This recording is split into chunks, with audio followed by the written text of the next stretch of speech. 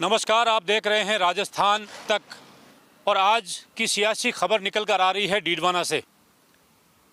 मौका था वीर दुर्गादास जयंती समारोह कार्यक्रम, जिसमें प्रदेश की उप मुख्यमंत्री दिया कुमारी भी आई थी और शिव बाड़मेर के विधायक रविंद्र सिंह भाटी भी इस कार्यक्रम में बतौर अतिथि पहुंचे थे। आज के कार्यक्रम से कई बातें निकल कर आई है, जिसमें हम आपको सिलसिलेवार बताना चाहेंगे। सबसे पहले ये बताना चाहेंगे कि आज दोनों ही नेता पहली बार डीडवाना आए थे। उप मुख्यमंत्री दिया कुमारी भी आज डीडवाना दौरे पर पहली बार आई थी। उप मुख्यमंत्री बनने के बाद भी, उससे पहले भी वो जब सांसद रही है राजसमंद से, उसके बाद पहली बार उनका डीडवाना आगमन हुआ था। और रविंद्र सिंह भाटी, जिस तरीके से युवाओं में उनका क्रेज है, वो नेता बनने के बाद और यूनिवर्सिटी का अध्यक्ष बनने के बाद भी उनका डीडवाना में पहली बार दौरा हुआ है। और आज के दौरे में खास बात ये देखने को मिली कि दोनों ही नेताओं की एंट्री एक साथ हुई। डीडवाना के जो प्रवेश द्वार है रहमान गेट, यहाँ पर दोनों का काफिला एक साथ टकराया और यहीं से दोनों की तकरार देखने को मिली। रविंद्र सिंह भाटी जैसे सीकर से निकले और डीडवाना कुचामन जिले की सीमा में प्रवेश करते हुए वो डीडवाना तक पहुंचे तो उनके साथ सैकड़ों गाड़ियों का काफिला जुड़ता गया और डीडवाना के रहमान गेट पहुंचते पहुंचते वो गाड़ियों का काफिला एक तरह से हुजूम बन गया और गाड़ियां ही गाड़ियां सड़क पर नजर आने लगी। और इसी दौरान जयपुर से कुचामन होते हुए उप मुख्यमंत्री दिया कुमारी भी डीडवाना के रहमान गेट पहुंची।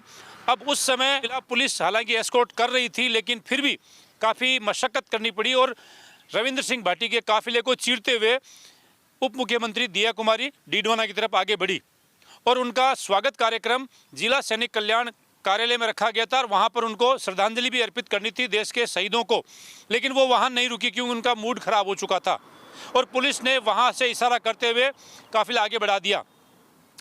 अब मौका था वीर दुर्गादास जयंती समारोह। वहां पर दिया कुमारी रविंद्र सिंह भाटी से 1 घंटे पहले पहुंच चुकी थी और रविंद्र सिंह भाटी के आने से पहले ही उनका भाषण शुरू हो गया। अब उस भाषण के दौरान ही रविंद्र सिंह भाटी जैसे ही इस कार्यक्रम स्थल तक पहुंचे, युवाओं का जोश देखते ही बनता था और युवाओं ने रविंद्र सिंह भाटी जिंदाबाद के नारे लगाना शुरू कर दिया और वहां पर मौजूदा लगभग भीड़ सारी खड़ी होकर उनका अभिवादन करने लगी, रविंद्र सिंह भाटी जिंदाबाद के नारे लगाने लगी। अब ये बात उप मुख्यमंत्री दिया कुमारी को अखरने लगी और उन्होंने अपना भाषण रोक कर पहले तो थोड़ी देर शांत रही, फिर कहा लगता है रविंद्र सिंह भाटी आ गए हैं और कहा कि आजकल सोशल मीडिया का ज़माना है, सोशल मीडिया से कोई नेता नहीं बनता।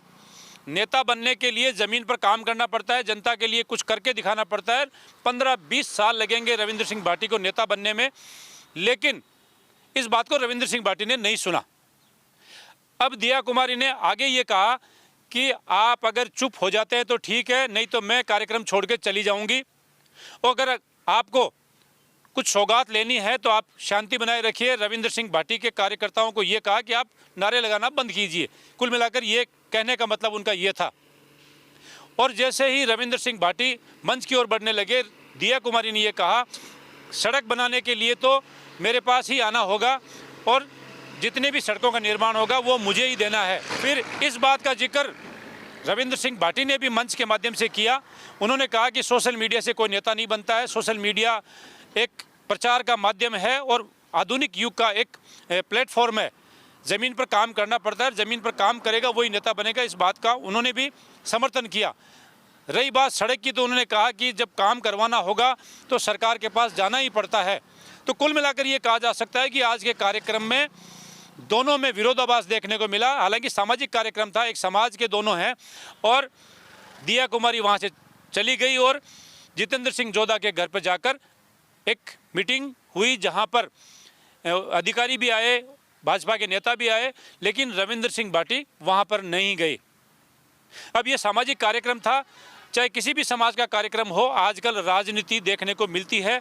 कुल मिलाकर कहने की मतलब भी यही है और पूरी बात का सार भी यही है कि आज के कार्यक्रम में दो नेताओं के आपस में तकरार जैसी स्थिति देखने को मिली। दिया कुमारी का जो रवैया था, उनका जो हाव भाव थे चेहरे के, वो ये बयां कर रहे थे कि वो रविंद्र सिंह भाटी जिंदाबाद के नारों से खुश नहीं थी। लेकिन रविंद्र सिंह भाटी का जलवा देखने को मिला वो जलवा इतना जलाल था कि डीडवाना सीमा से लेकर जब वो डीडवाना से रवाना हुए इस कार्यक्रम को छोड़कर, तब तक युवा उनके आगे पीछे इर्द गिर्द घूमते हुए दिखे, उन्हें कंधों पे बिठाया, उनके नारे लगाए। तो कुल मिलाकर ये कहा जा सकता है कि रविंद्र सिंह भाटी भविष्य के नेता है, युवाओं की आवाज़ है, युवाओं के नेता है। अब देखना है कि भविष्य में ज़मीन पर कितने कामयाब होता है, जैसा दिया कुमारी ने कहा। और जिस तरीके से कल बाड़मेर में भारतीय जनता पार्टी के प्रदेश अध्यक्ष मदन राठौड़ ने भी ये कहा था कि कुछ नेता सोशल मीडिया के जरिए ही नेता बनना चाहते हैं, वो कतई उचित नहीं है। इस बात का जवाब भी आज रविंद्र सिंह भाटी ने ये कहा कि वो सोशल मीडिया के ही नेता नहीं है, वो जनता के लिए लड़ना जानते हैं, जनता के लिए वो लड़ते रहेंगे और जनता जो चाहेगी वही वो करेंगे। आने वाले भविष्य को लेकर जब सवाल किया गया तो उन्होंने ये कहा कि वो ना भारतीय जनता पार्टी के फेवर में है ना कांग्रेस के फेवर में, लेकिन उनकी जनता जब तय करेगी कि आपको यहाँ जाना है, मैं उसी पार्टी में जाऊँगा। अब देखते हैं कि रविंद्र सिंह भाटी का कौन सी पार्टी में भविष्य है।